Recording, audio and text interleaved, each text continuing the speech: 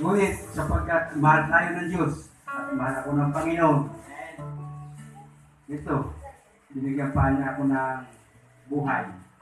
Siguro, pangatlong buhay ko na ito kasi dalawang beses na ako na aksidente. Sabi nga niya, binigyan pa ako ng pangalawang buhay. Yung pangalawa kong aksidente, pangatlong buhay na. Siguro po, ito ay kalooban talaga ng Panginoon na hindi pa ako niya kunin. Yung buhay kong hiram sa Kanya, ay binigyan pa ako niyan chance.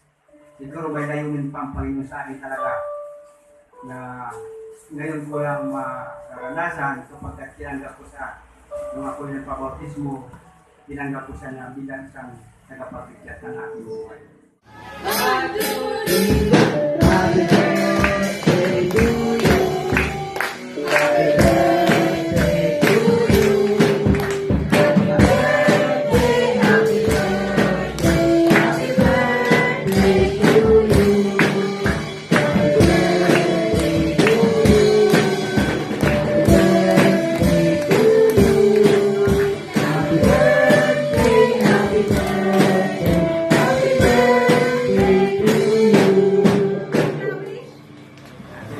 Sorry, maraming pa.